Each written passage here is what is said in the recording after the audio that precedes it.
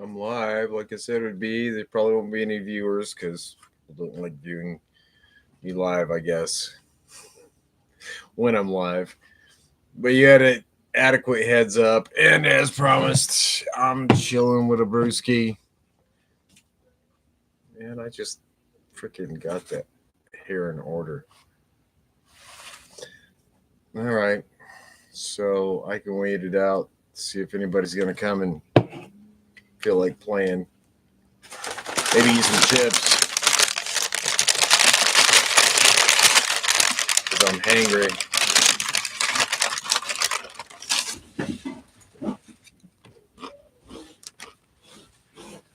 Sam!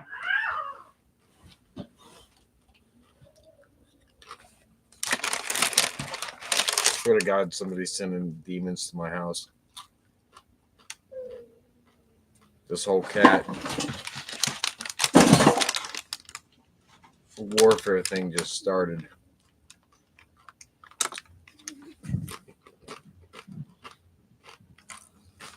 You okay, baby bear?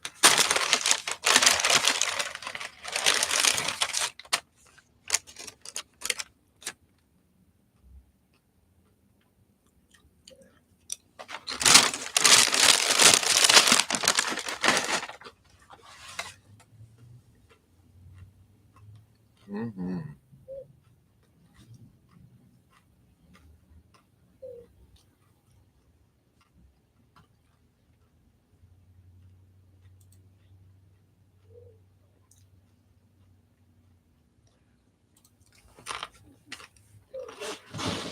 Sam!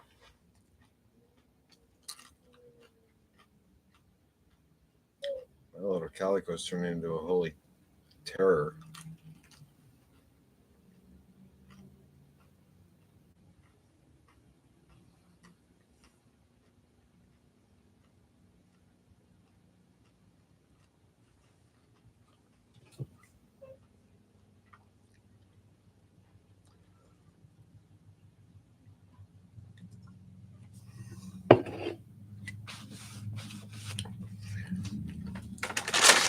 We're almost at 3:30, and if you're not here, you were given days warning.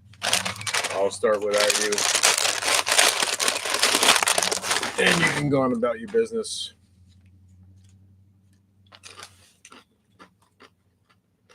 Because I'm going to be discussing Morgue. Morgue. He's got a presence on YouTube, and he's got a presence on Facebook, and God knows where else. I don't pay too much attention to other people's paid messages. I watch them on occasion.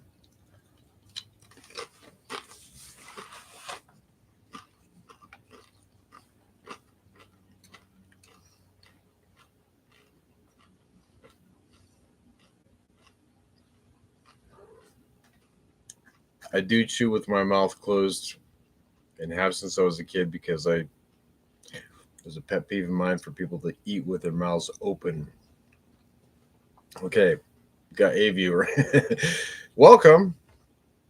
I undid the limitation on. We're gonna go over Morgue's post. I don't know when he posted this, but he hit some good things on the head. But I got to warn you about these people that are not teaching correctly. And Morgue is one of those guys that kind of gets it. Sam, stop harassing the crowd.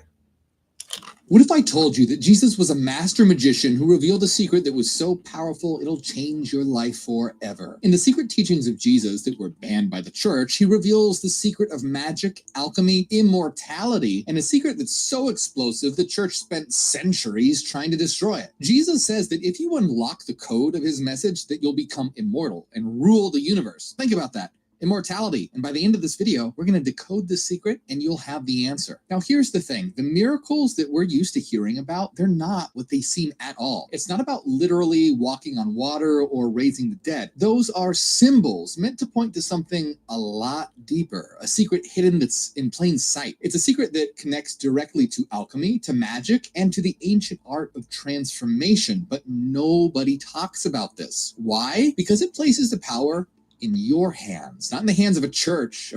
Just for the record, we have the power to have command over everything. So this guy likes to put things in parable instances, stuff like that, but he falls short of being articulate and completely knowledgeable because he's not having the genuine experience. He's putting words together that men have written. Priest or an institution in yours. The church has been selling you the idea of a mild-mannered shepherd, but Jesus was actually a master of magic, a rogue alchemist, spilling the kind of secrets that could get you excommunicated, burned at the stake, or, well, crucified. Cheers, so to understand this secret, what we have to do is look beyond the traditional Bible and go into the Gnostic Gospels. You know, the ones conveniently left out of the Bible. Texts like the Gospel of Thomas, the Gospel of Philip, the Secret Book of John. Ever heard of them? No, it's not an accident. These have been banned, hidden, and the church tried to destroy them all. But in these texts, Jesus wasn't just a savior figure. He was actually a teacher, a guide, and yes, a master magician, but not the kind of magician that you might be thinking of. This isn't like Harry Potter or a show in Las Vegas. It's not about wands and spells. It's about something a lot more real, the magic of transformation, the magic of changing yourself, and by extension, your entire reality. So think about this. What if the kingdom of heaven isn't some distant place in the clouds? What if it's not a reward waiting for you after death? What if Jesus was telling us that heaven is already here, within you and all around you, just waiting to be realized? And what if all of this was hidden in secret symbolism, encoded in a way that only those truly seeking would understand? And let's face it, the idea that you can unlock immense personal power is pretty bad news for anyone who built a career off collecting tithes. See, I'm an ex-Christian revealing hidden knowledge the church doesn't want you to know. And to understand Jesus' secret here, we need to explore concepts that have been hidden in plain sight. Alchemy, magic, the merging of opposite. Okay, so this guy talks about your power. Okay, so I want to bring out one tangible power that you have that you can test when you manifest. When you're shifting your own consciousness, it shifts the entire world's consciousness to some slight degree. When you're doing the work on yourself to realize what you are, and you're getting your flesh consciousness to accept it and be, okay, I'll go along with this. I'll trust this, because how can it not trust you? Right? And the flesh manifests its consciousness based on the power of the one light most high, because you wanted it so, because we're here to create something new. And that is 2 Corinthians 5:15. And so he gets into these diatribes where he's completely not even going to the core, because he hasn't experienced the core. And if he had, he'd be speaking like I do. And that is that you are, let's just continue, because he has a very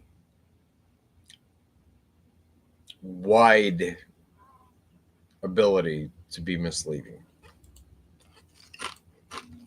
And the idea that reality itself is a reflection of you. See, it's all connected. The Gospel of Thomas, the Gospel of Philip, the Secret Book of John, they all contain fragments of this code. But the question is, can you see it? Can you piece together the puzzle that leads to the truth? Let's find out. So let's get right into the Gospel of Thomas. This was a text so controversial, it was banned and hidden for centuries. And it begins by saying, these are the hidden sayings that the living Jesus spoke. So what were those secrets? Well, the very next line says, whoever finds the meaning of these words will never die. never die, immortality. But see, not the kind of immortality that we picture in fairy tales or movies. It's not about living forever in some distant paradise. It's about something a lot deeper, something that starts right now in this life. So how does one live forever? Well, Jesus didn't exactly write a self-help book called How to Unlock Your Inner God in 3 Easy Steps. Instead, he spoke in metaphors, parables, and riddles. Why? Because his teachings weren't meant for everyone. Not because he was trying to hide them on purpose, but because only certain people.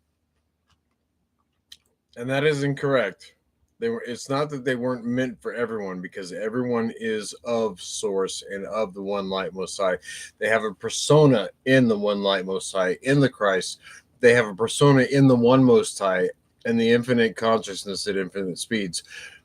They were written like that because the readers who would pervert the teachings would not understand them and would leave them as is because they were conundrums that they couldn't figure out. And they were seeking to control the masses. And they did that very cunningly, I guess you could say. People were at the level of consciousness that's needed to understand. See, that's what he meant when he said, let those with ears to hear, hear. In other words, if you don't get it, you're not ready for it. Move along. In the Gospel of Philip, it says, the Lord did everything in a mystery. Think about it. Jesus wasn't speaking to the masses here. He was speaking to those who were ready to seek, to question, to go deeper. He warned that the journey to understanding the secret would be unsettling. He said, the seeker should not stop until he finds. When he does find, he will be disturbed. And after being disturbed, he will be astonished. Then he will rule over everything. So why would he say that? Well, because that's what all great transformations do. And here's where Morgue again fails. You'll be unsettled because the deceptions you find in yourself pertaining to the material world, the worldliness, will upset you. It will. It did with me. And then he said you will be amazed or whatever. And you will, because you realize that what you are is capable of wow, you know. If you find it, that's all you got is wow. Okay. And then oh,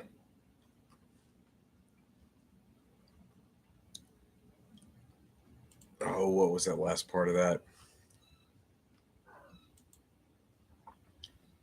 Did everything in a mystery. Think about it. Jesus wasn't speaking to the masses here. He was speaking to those who were ready to seek, to question, to go deeper. He warned that the journey to understanding the secret would be unsettling. He said, the seeker should not stop until he finds. When he does find, he will be disturbed. And after being disturbed, he will be astonished. Then he will rule over everything. So why would he say that? Well, because that's what all great And rule over everything.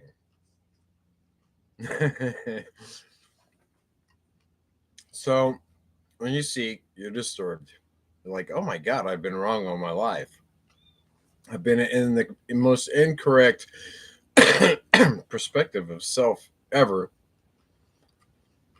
And you'll be amazed because it is some amazing information.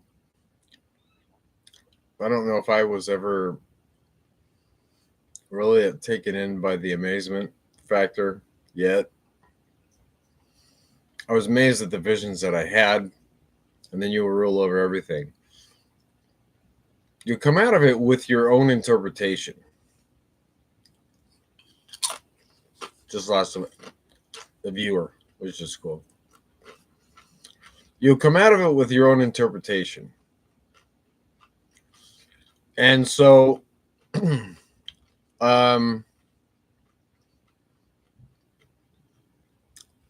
your own interpretation and the declaration of the things that you are seeing,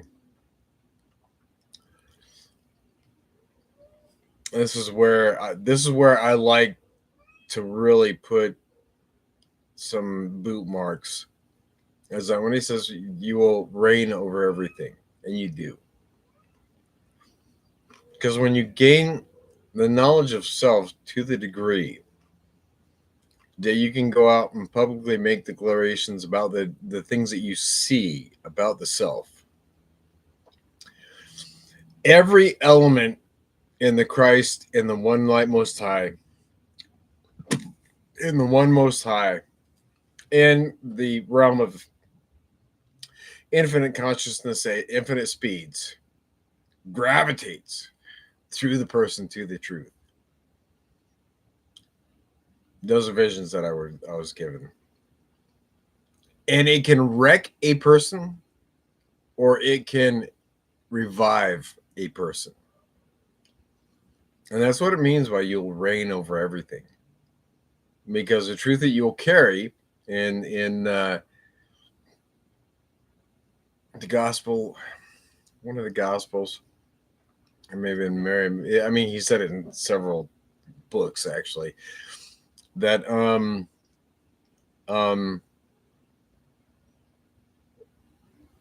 now it's leaving my mind. But he said that basically when you grab a hold of the truth, it changes things. And it does. It changes, it manifests truth in the world. And when you find the kingdom of heaven within, you'll speak of it. And it's a natural thing. Does it mean you'll speak of it in a church vernacular? I would bet not. I would bet that you will not ever come close to the church dogmas about that. Because when you find the truth, when you find the real truth, you're like going, wow, these guys lied big time. And now I'm seeing how they lied, because it's exactly what you're going to find out. Let's go back to Morgue and see what little nuggets he's dropping.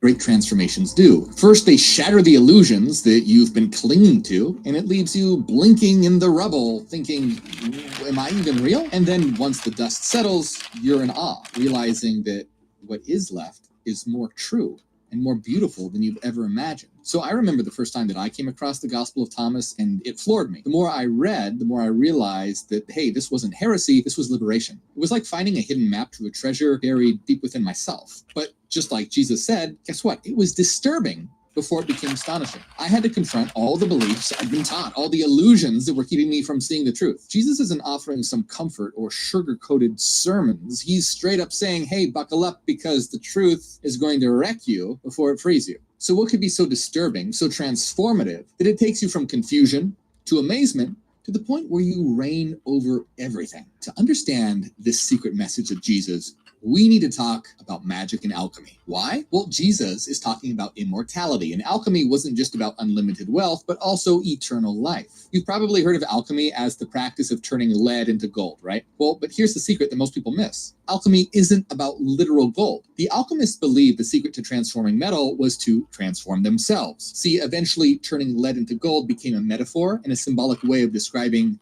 a much deeper process, transforming the human soul. See, magic isn't about conjuring fireballs or summoning demons. Real magic is the art and science of transformation. At its core, magic is about using will, intention, and understanding of the universe's principles to shape reality. Not in some woo-woo, wave your hands and make it happen kind of way, but through aligning your inner world with the outer. It's about mastering yourself, your mind, your emotions, your desires to create the life that you want. See, real alchemy isn't the Hollywood version with wands and potions and a Hogwarts acceptance letter. It's not about turning metal into gold for some get-rich-quick scheme. Alchemy is about you. It's about the process of turning the lead of your soul, all your doubts, fears, and limitations, into the gold of higher consciousness. But here's where it gets really interesting, because Jesus was speaking the exact same language. Jesus wasn't just some spiritual teacher, he was an alchemist. His teachings were about refining the self, uncovering the spark within, and unlocking the gold that's been hidden inside you the whole time. So to really understand this, we need to look at one of the most famous texts in the world of alchemy, known as the Emerald Tablet of Hermes Trismegistus. Now, just to be clear, I'm not talking about the Emerald Tablets of Thoth. You know, the ones Billy Carson is always talking about.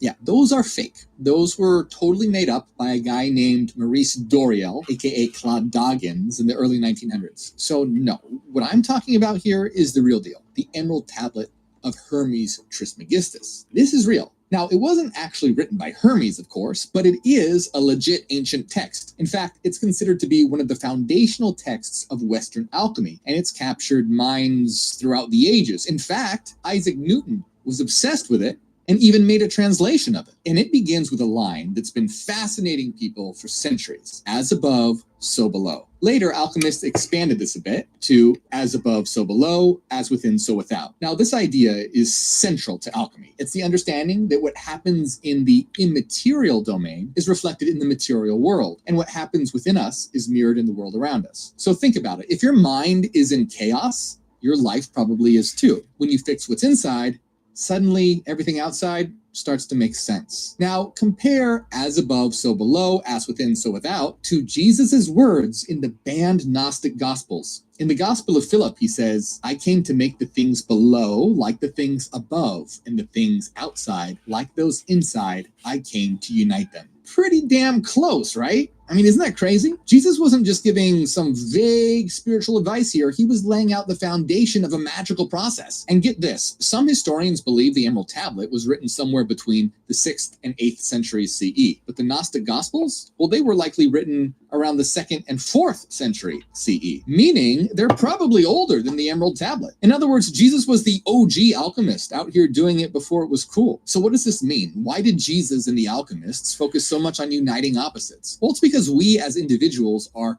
fragmented. We're divided within ourselves. Think about it.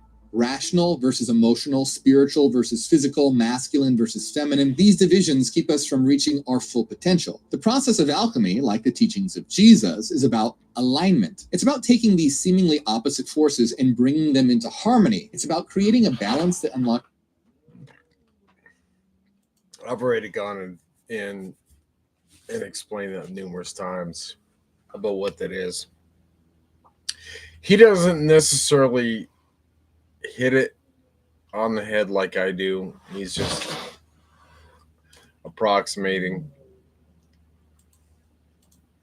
a higher state of being. So this isn't some lofty idea, it's a roadmap for real transformation. In alchemy, this is symbolized by the transformation of lead into gold. But what is lead? It's the base, unrefined version of ourselves. It's our fears, our doubts, our ego-driven impulses. Gold, on the other hand, represents our highest self, our divine eternal essence. And Jesus was showing us how to make that transformation. He said, "When you know yourselves, you will be known, and you will realize that you are the sons of the living Father." In other words, when you refine yourself, when you strip away the lead of your lower nature, you uncover the gold of your divine identity. And so here's another thing about as above, so below. It's not just about the world outside, it's about you, what's happening inside of you. The thoughts, emotions, and beliefs that you hold, they shape the reality you experience. Jesus says the kingdom of heaven is within you and outside of you. That's a direct reflection of that alchemical truth. Your inner world and outer world are mirrors of each other. If you change what's within, you can change what's without. That's the real magic here. Aleister Crowley, one of the most famous occultists of the modern era, said this. He defined magic as the science and art of causing change to occur in conformity with will. And here's the part most people miss. The change starts within you. It's about transforming your own psyche so the world naturally shifts in response. Jesus wasn't teaching people how to wave wands or chant spells. He was teaching the principles of real magic, the alchemical process of transforming yourself. When he said the kingdom of heaven is within you, he meant that the key to changing your reality isn't out there somewhere,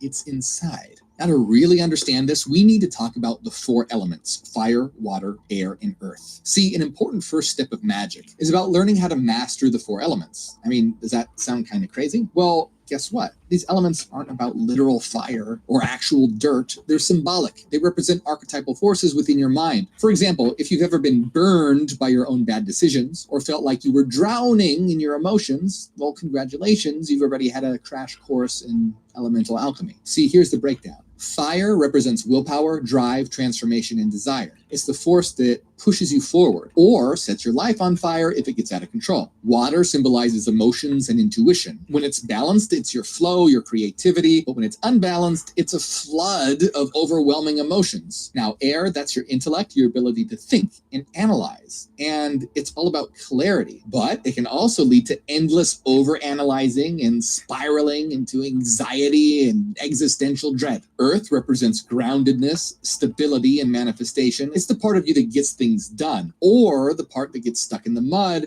trapped in an endless cycle if you cling to the material world too hard. So you see, mastering the elements isn't about throwing fireballs or summoning storms. It'd be kind of cool if it was, but it's not. It's about mastering yourself. See, when you learn how to balance these forces within, you stop reacting to life like a chaotic weather system and start creating like an alchemist. So this is not just some esoteric mumbo jumbo. The 4 elements are archetypes of the mind, and learning to balance them is key to transformation. Jesus understood this, which is why his teachings are filled with imagery of fire, water, and earth. In the Gospel of Thomas, Jesus says, "I have thrown fire on the world, and look, I watch it until it blazes." So this wasn't a call to commit arson. It was a metaphor for burning away the old so that the new can rise like a phoenix. Jesus also said, "Whoever is near to me is near." So when you proclaim the truth that you pick up, you in effect throw fire on the world, because what is divine in them wants to gravitate towards a truth, and it burns like a flame. I mean, it causes people to either transform or tap out or go against you.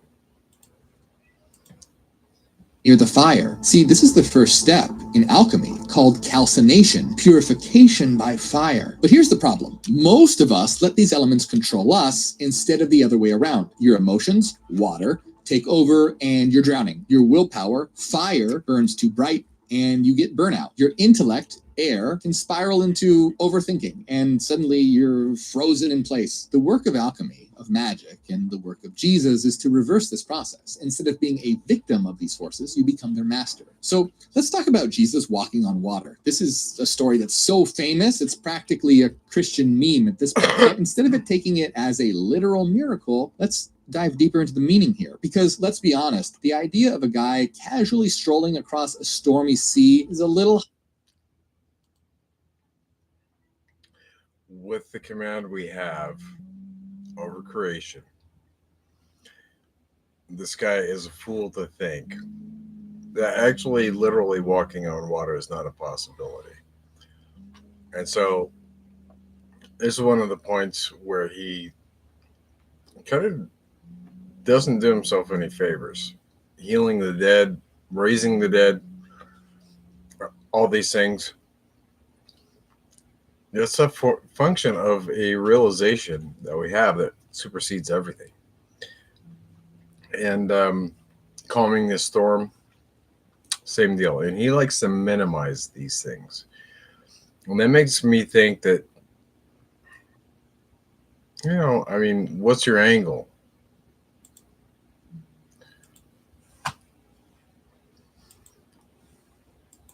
Hard to swallow, don't you think? And frankly, it's missing the point entirely. These stories are symbolic, not some first century Marvel movie. In symbolic terms, water represents intuition, emotions, the unconscious mind. And when things get turbulent and stormy, you can feel like you're drowning. So when Jesus walks on water during a violent storm while everyone else is losing their minds, he's showing us what it means to master this element. The disciples, who were afraid of drowning, symbolize how most of us react to the storms of life. Jesus, however, rises above the chaos. Literally, he demonstrates that when you master yourself, you can navigate even the most turbulent waters with calm and clarity. And then, as if walking on water wasn't enough, he calms the storm. Again, not because he's trying to impress his audience, but to drive the point home. Mastery of your inner emotional and unconscious storms allows you to bring peace to the chaos, both inside and out. Now, doesn't that make a lot more sense than a literal miracle? This story is not about physics. It's about psychology, transformation, and spiritual growth. Before we go further, have you liked and subscribed? Do it now.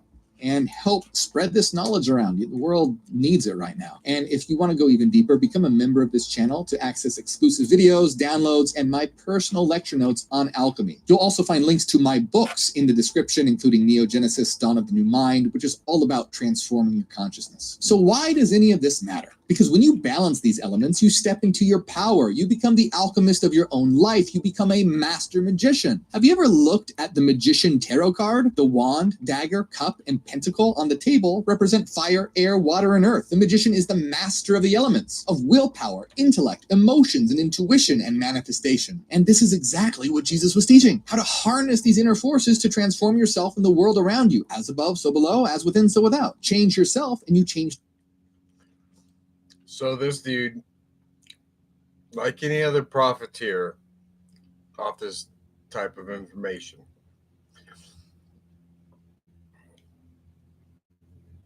that's how you like identify spiritual influence. Was it not giving it out free? Not saying that no, literally are in charge of quantum physical reality, that miracles can happen. But he's charging a fee because he's creating an enslavement, a limited access to the real self. Enslavement.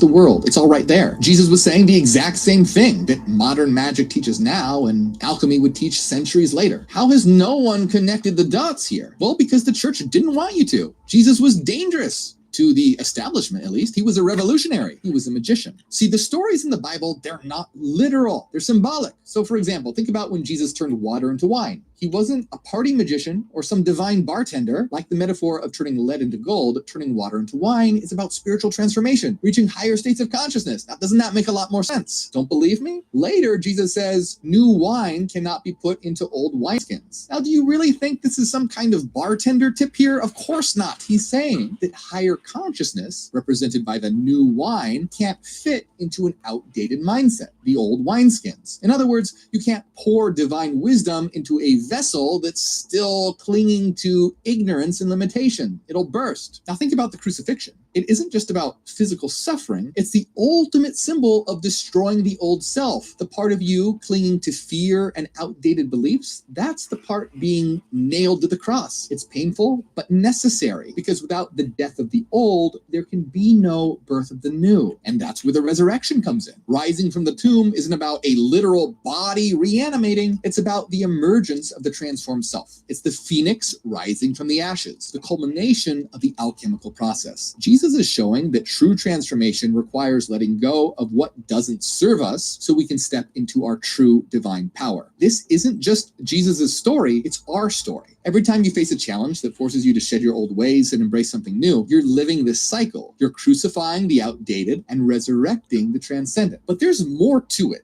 than this. See, in alchemy, one of the most powerful ideas is called conjunction. While mastering the four elements is about balance, conjunction is about becoming whole through the unification of opposites, the masculine and feminine, the inner and outer, the spiritual and material. And guess what? Jesus says the exact same thing. In the Gospel of Thomas, he said, when you make the two into one, and when you make the inside like the outside, and the outside like the inside, and the upper like the lower, and the lower like the upper, and thus make the male and the female the same, so that the male isn't male and the female isn't female, then you will enter the kingdom. Pretty damn cool, right? Now, what is this two that he's talking about here? Well, this two that are to be united, they're inside you. And this brings us to one of the most misunderstood metaphors in Gnostic texts, the bridal chamber. So no, this isn't some ancient version of The Bachelor. In the Gospel of Philip, the bridal chamber is talked about repeatedly, again and again, but it's not about a literal marriage. It's a metaphor for uniting your inner opposites, the masculine and feminine energies within you. Let's break it down. The bridal chamber, it's not a place, it's a state of consciousness. It's where your divided self comes. And he kind of fails his he fails his people by that, because it is a male of divine energy and flesh. So it is the combination of the two hemispheres of the mind, but it's also the combination of the the flesh and the spirit. So he fails this one kind of big time.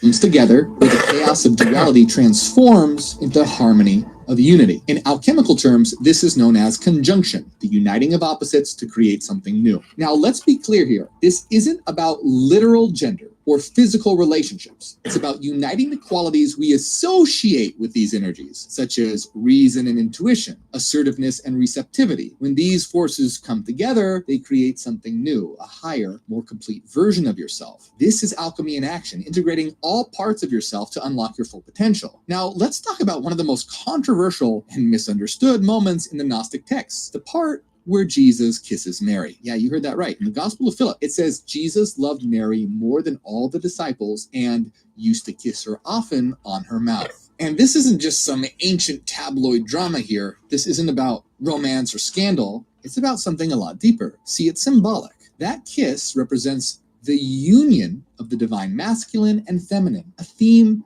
that's all the way through alchemy and spiritual transformation. See, Mary represents the divine feminine, intuition, wisdom, and nurturing. Jesus, on the other hand, represents the divine masculine. I don't know why this guy's got to get... Okay. From the visions I've been given, contact between a divine masculine and the divine feminine is like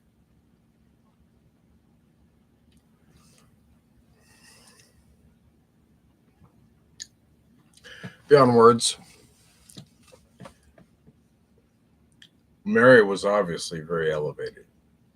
She could speak in ways that would confuse 90% of the population and leave them dumbfounded.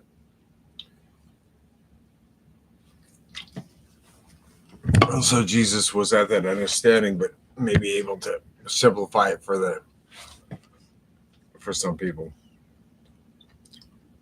He doesn't understand what he's talking about. He's talking about an energy exchange at a very high level. From the visions I've had, is a very intense experience. Very pure experience. So if Jesus was kissing Mary on the lips often, it was to have an experience. And I was talking to Aaron about this earlier today. The Bible is the scripts, the text that he gave me, the rejected text that he gave me at the end was almost misogynistic in its dealing with the feminine.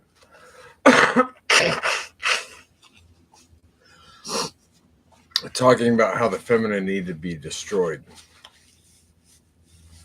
or whatever. I'm like,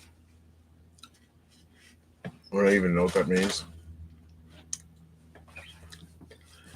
Is that the separation of the man and woman has created a feminine in the material sense that has become a problem. So, and its destruction is making it whole with its masculine counterpart. And that goes for the male-female aspects in everyone. Because removing the worldly feminine aspect, because it's a bitch, it's vindictive. The list goes on here.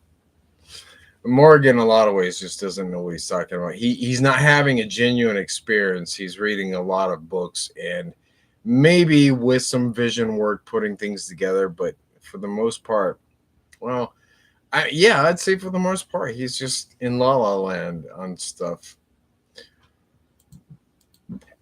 Will, reason, and action. Their connection, symbolized by the kiss, is a powerful metaphor for inner alchemy where the opposites within you merge to create spiritual wholeness. So think about it this way. If you're ruled only by logic, well, you're disconnected from your intuition. And if you're ruled solely by emotion, well, you probably lack stability and clarity. But when you align all these aspects of yourself, when you unite the divided pieces, you access a power that most people can only dream of. And that's what Jesus was teaching. He was showing us the path to divine transformation. He was showing us how to become alchemists of our own souls. So no, the bridal chamber isn't about Jesus putting on some ancient speed dating event. It's about merging the parts of you that have been arguing since the dawn of time. Think of it like cosmic couples therapy for the opposites within you. See, when I started learning about alchemy, I had no idea that it would tie back to Jesus. I used to think it was some ancient practice about turning metal into gold, but then I saw they were talking about spiritual transformation. And when I read Jesus's words about making the inside like the outside and uniting the opposites within, I realized he was describing the same thing, alchemy, plain as day. You've probably heard that alchemy was the precursor to modern chemistry, right? Well, what they don't tell you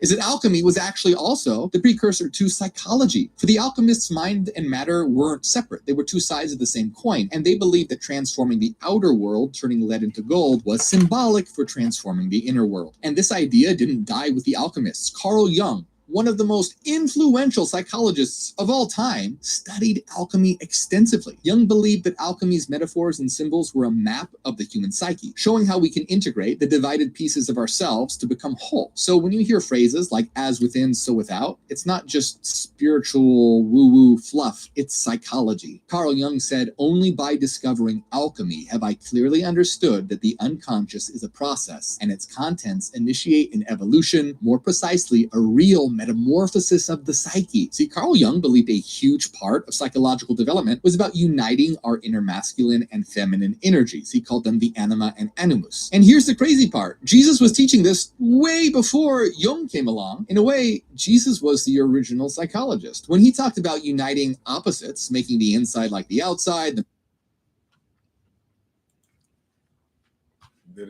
Does Morgue ever mention a tactic? A technique. No, it just talks topically about this stuff, which is fine, but practice of inner stillness in silence. When both hemispheres of the mind are silent and awaiting the instruction of your persona in the Christ and the One Most High, you've got unification. You have unification. I mean, when did Morgue ever come up with that? I mean,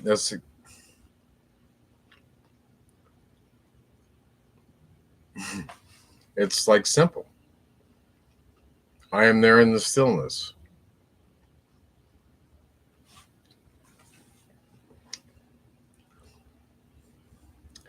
We could go on and on about that.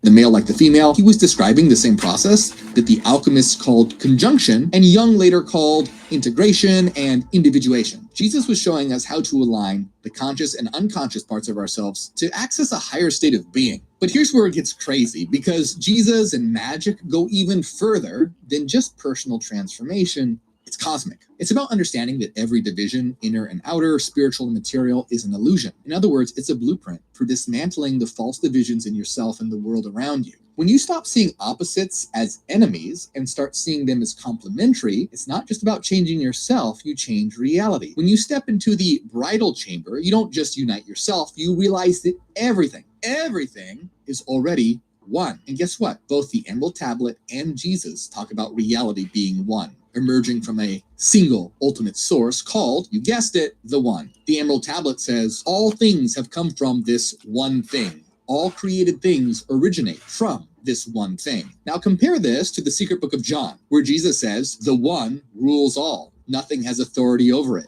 Everything exists within it. It is not right to think of it as a God or as like God. It is more than just God. So what is this one? It's the source, the unity that underlies everything. And Jesus was telling us that we're a part of it, that we have the power to align ourselves with it, and in doing so, transform our lives. This is why the teachings of Jesus and the secrets of alchemy are so intertwined. They're both about realizing the potential within you. They're about taking the raw material of your existence, the lead, and refining it until you shine like gold. This is the magic that Jesus was revealing. It's not about supernatural powers like in the movie. It's actually more powerful than that. It's about the ability to transform yourself and your entire reality. See, what Jesus was saying is that we're God. Western religion is about worshiping God and getting to heaven. Eastern religion is usually about escaping reality, whereas magic is about becoming God and mastering reality. That's why Jesus says when you understand the secret, you will reign over everything. Remember when he said the one rules all? Jesus wasn't pointing to some external God sitting on a cosmic throne, judging your every move, and he wasn't handing out tickets to an exclusive afterlife club. No, he was holding up a mirror and saying, hey, the divine spark you're looking for,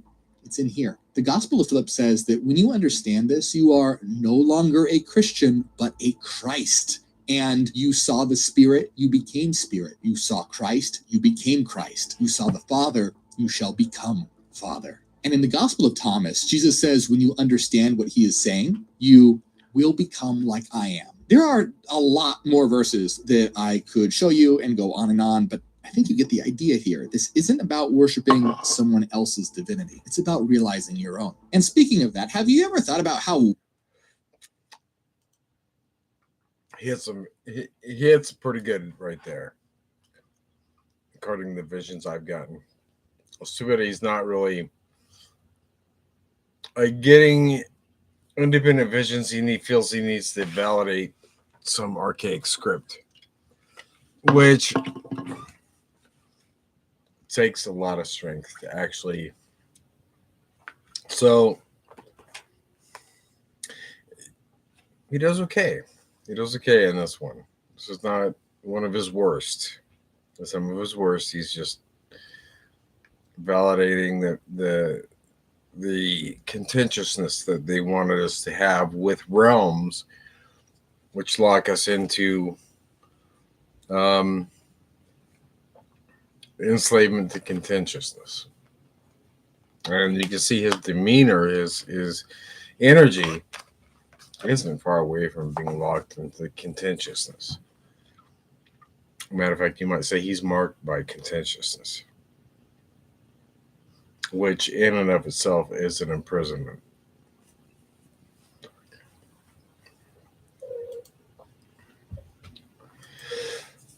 weird the concept of heaven is? Think about it. Hell exists to terrify you, to make you obey out of fear, man. But heaven is supposed to be the ultimate reward when you die. But what is that reward? Eternal worship.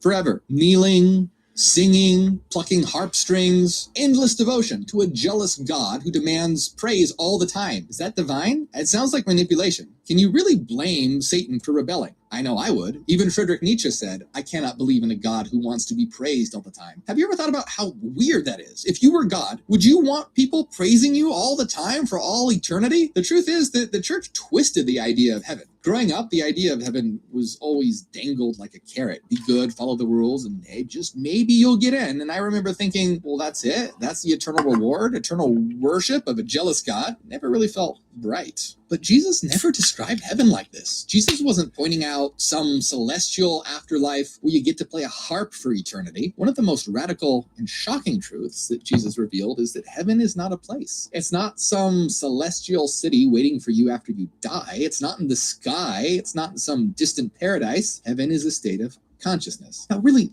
let that sink in for a moment. Think about it. In the Gospel of Thomas, Jesus says, if your leaders say to you, look, the kingdom is in the sky. So I think I'm gonna go ahead and end it here because he doesn't get into the details like I do. He doesn't get the visions to go into the details like I do.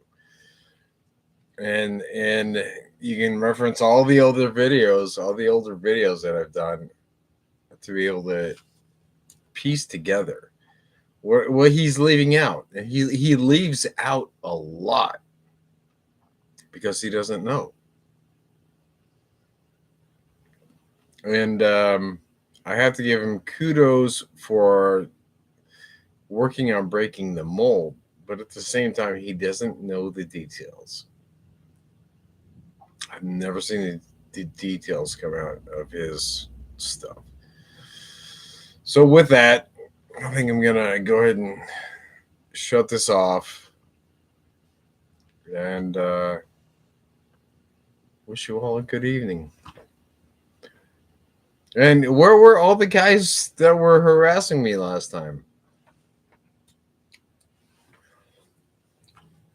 Did they have bad accidents or something?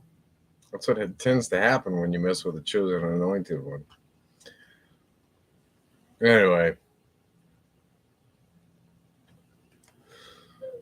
I had 2 or 3 attempted viewers, and they didn't want to stick around for the rest of it. But we got to point out how, either by ignorance or design, that things are being left out of the dialogue. You being left in the dark about things, things that I can clear up. And I just, I wonder at motives. I wonder about angles. I know that everybody's trying to make a buck off this shit. And that is stupid, because when they find out what they are and they realize that you misled them for profit, oh, you're going to have a bad day, buddy. Oh, yeah, you're going to have a bad day. So I do what I do for free, because I've been given very stern warnings about that by the One Light Most High. So good luck.